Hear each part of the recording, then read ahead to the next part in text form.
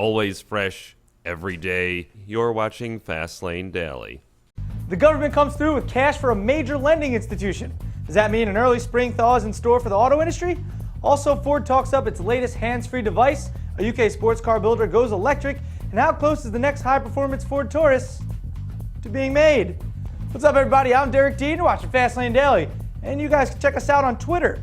Go to twitter.com/FastlaneDaily. I believe it's right here. So just read it.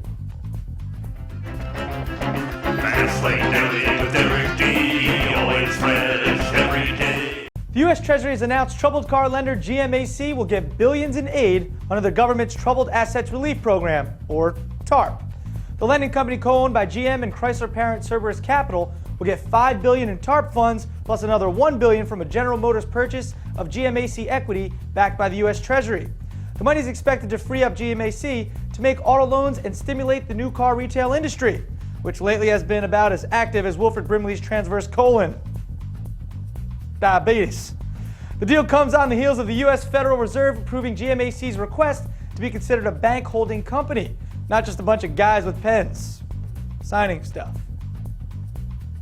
And Ford says it's taking a new step towards cars that drive themselves and taking a shot at Lexus in the process. It's the company's new Active Park Assist system. That's a new bit of parallel parking gadgetry set to debut on 2 new Lincoln models in 2009. Ford says the system uses ultrasonic technology to identify an open parking space and calculate a proper steering angle. Then the company's electric-powered assisted steering, also called ePass, takes over to guide the car in. The driver still works the transmission, gas, brake pedals, and can override the system if things go squirrely. Ford says the Active Park Assist is a leap forward compared to a similar system in the Lexus LS that uses a video camera. Ford says the system will launch in mid-2009 as an option on the 2010 Lincoln MKS sedan and new Lincoln MKT crossover. UK Ginetta Cars traces its sporting roots to the 1950s, but its latest project is closer to the cutting edge of motoring. The sports car builder says its new all-electric G50 EV gets power from a brushless DC motor from sister company Zytec Engineering. That car is based on the company's Ford V6 powered G50 model that hit the public streets earlier this year after a track-only run as a cup car. Ginetta says the all-electric rear-drive derivative will top out at 120 miles per hour and has a range of 250 miles on a full charge. No word yet on performance figures, but the two-seaters are reportedly in development testing. So if you happen to be near Yorkshire, keep a camera handy and try the pudding. It's delicious. Next up, it's showtime for Ford. Is it showtime for Ford? That's an internet rumor mill, and that's after this. Why is there a question mark there, but it's like a statement? Hey Derek, what's going on? Don't drink too much, we gotta work tomorrow. Alan, check out your hat. You guys gotta see this. Look at Alan's hat. Yeah, I don't want to go to work tomorrow. You? No. Oh, so let's show that special. Those guys that came in and filmed us.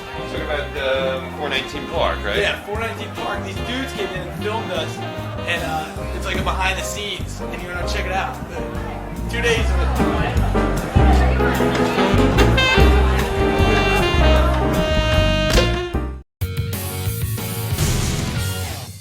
It's been one of the most often repeated rumors in the history of the mill. Now, a new Ford Taurus SHO may be ready for daylight. Fans know the SHO as the high-performance Yamaha-powered Taurus model that ran from 1989 to 1999, first with the V6 and eventually with the 3.4-liter V8 that sported a Cosworth block. This week, new interior images of what could be the revived super high-output Taurus surfaced online. That car, insiders say, will debut along with the next-generation Taurus, which will likely debut in Detroit next month, with design cues lifted from the company's European Mondeo model. The new show is expected to get power from Ford's new EcoBoost V6, ballparking 350 horsepower and 350 pounds-feet of torque. And insiders say all-wheel drive is a safe bet, if not some form of shiftable manumatic transmission. Ford's not talking, but word is the high-spec Taurus will debut in 2010 as a 2011 model. Sweet. And finally, if you're as big a Google Maps geek as our producer JF is, you could win some swag. This week, JF caught a team of Porsche engineers testing several new models in the highlands of Colorado. But JF wasn't in Colorado. He found them on Google Street View. Either way, JF's not the only one with no life, because a lot of people have no lives.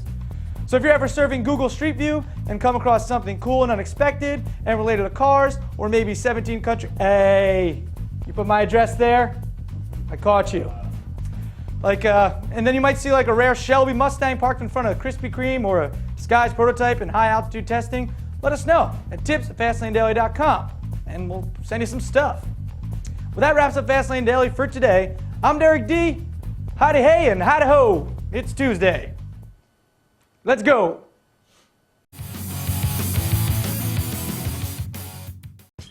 So much of the process of blogging is taking pre-existing pieces of media, like linking to something and then adding your idea on top of it. So I think a lot of stuff that happens in new media sort of comes out of that hip-hop creative process. WePC TV is brought to you by ASUS and Intel. You dream it, ASUS builds it, Intel inside.